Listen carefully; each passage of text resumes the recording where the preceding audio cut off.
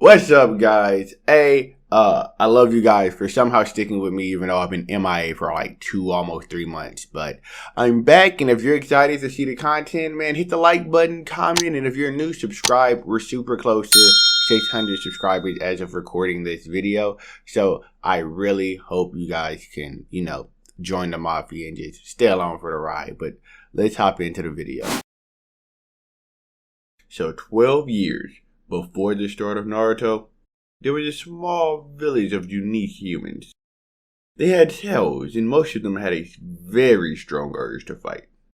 One night, a group of rogue ninjas came into the village and murdered all of them, or so they thought. One of the villagers was able to sneak away with their son and ran towards the Hidden Leaf village. They dropped their child off and ran back to their village, hoping to find some of their clansmen, or at least, possibly, a good fight. Soon after, the child was found and they were unsure what to do with him. They brought him to the third Hokage, and the third decided that he would watch over the child because doing anything other than that would be too cruel. When Danjo heard of this, he disagreed. He claimed that the child could be a trap or, even worse, a weapon to destroy the Leaf Village. The third said that he would personally watch over him to make sure this didn't happen. The child needed a name, and looking at the tail, the third Hokage thought Son Goku would be a good name. And so, this is the story of Goku and how it begins.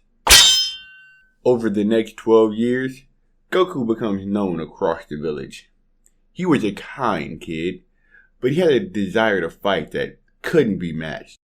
In the Ninja Academy, he wasn't too good with studying, but he was unmatched when it came to taijutsu. He was also able to learn ninjutsu very quickly, normally after only hearing about it and seeing it 1 to 2 times. During this time, he sparred a lot with Sasuke in Naruto. Naruto never won, and Sasuke and Goku often traded off with wins and losses, ending with a tied record. When it was time for teams to be formed, Team 7 was supposed to just be Goku, Sasuke, and Sakura. But with Naruto surprising everyone and somehow finding a way to graduate from the academy, Iruka Sensei asked if there was any other team that would mind being the first 4-man team in the history of the village. None of the other teams wanted Naruto there, but Goku raised his head, saying that he wouldn't mind and that it would be fun. Sakura argued that it would be too annoying, and Sasuke generally didn't care, and so Team 7 was formed. When Team 7 finally meets with the Sensei Kakashi, like normal, he asks them what their dreams are.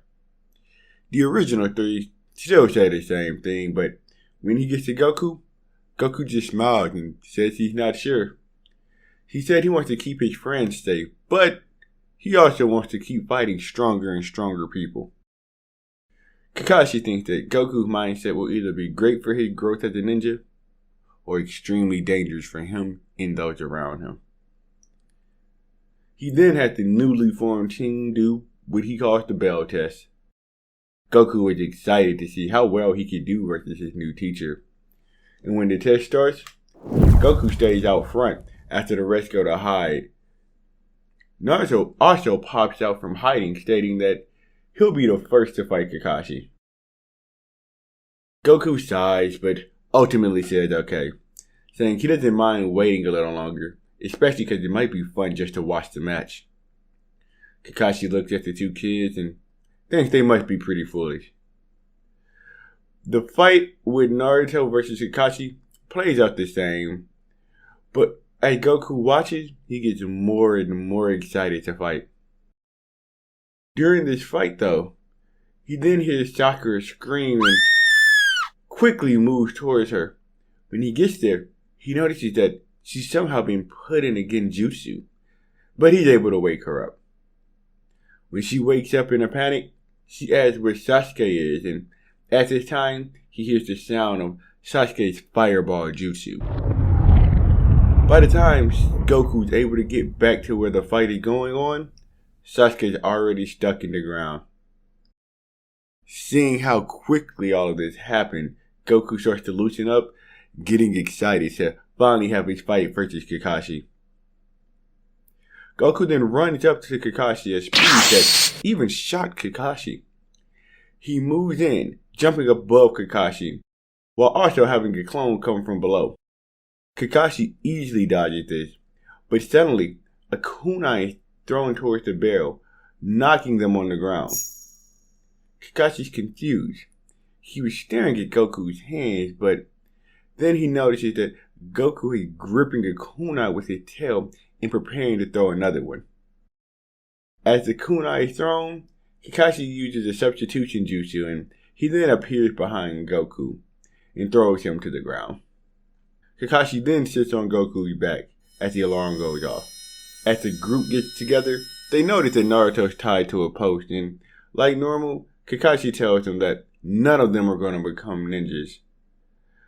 He then says that he'll give them one more test, but that while they eat their lunch, none of them can give eating to Naruto.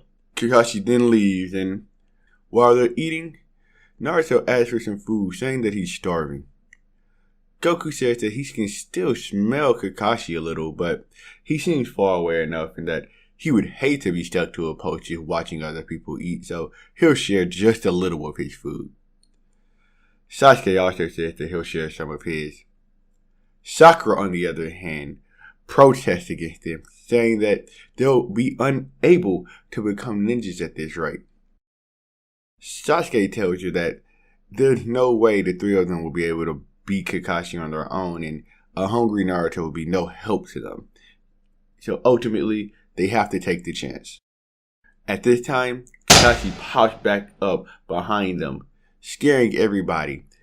But with a grin, he lets them know that they actually passed the test.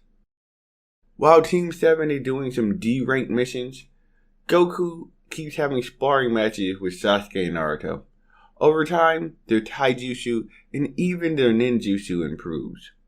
Sakura also improves more in this, thinking that if she starts to train with them, that she'll be able to spend more time with Sasuke. She trains with Goku as well with the staff, thinking that it'll be helpful for her if maybe she uses a weapon. By the time Team 7 gets their C-rank mission to protect Tazuna, the bridge builder, they are all much more confident and better than they are in the original story. While they head out, the team is attacked by two enemy tuning ninjas, but this time, instead of freezing up, Naruto is easily able to protect himself, blocking the attack from the ninjas. Goku and Sasuke then follow up by attacking the ninjas, both taking out one. Kakashi is impressed with the reaction of his students, but then questions Tazuna about why they were attacked. After the situation is explained, Kakashi ultimately says that he's confident that the team will be able to handle this mission, so they'll keep it. As they get into the village, Naruto is excited about his improvement. Because of this, he lets his guard down as he enters the village, and Kakashi tells him that he needs to stay focused when, all of a sudden, he yells for everybody to get cover.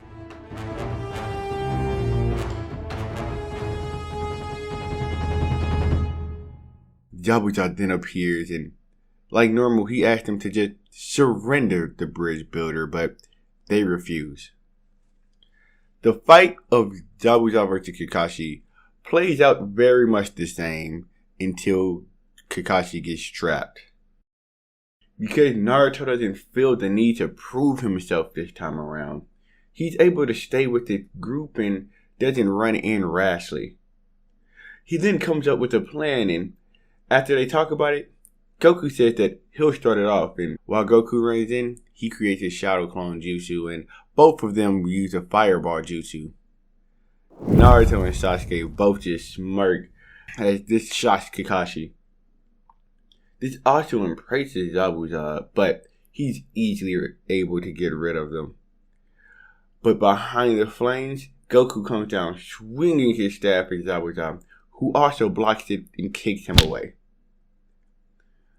But while Zabuza was distracted by these attacks, Naruto had created a ton of shadow clones who jump on Zabuza, while Sasuke throws a giant shuriken like normal. It then turns out that one of the shurikens he threw was actually the original Naruto, who throws a kunai at Zabuza's arm, forcing him to release Kakashi. After that, everything plays up the same, with Kakashi beating Zabuza and Zabuza's body being taken away by Haku, who says that he's going to dispose of it. And this is where we're in part 1 of What If Goku is in Naruto. I hope you guys have enjoyed. I hope you guys, continue to support me. We're so close to 600 subscribers, so hoping that this video can push us over that, and hopefully I can get into a rhythm of things. I plan on streaming, and I plan on dabbling in some other games on my channel, so I would love your support there. And yeah, man, if you've enjoyed it, hit the like button and all that good jazz. I'll talk to you guys later.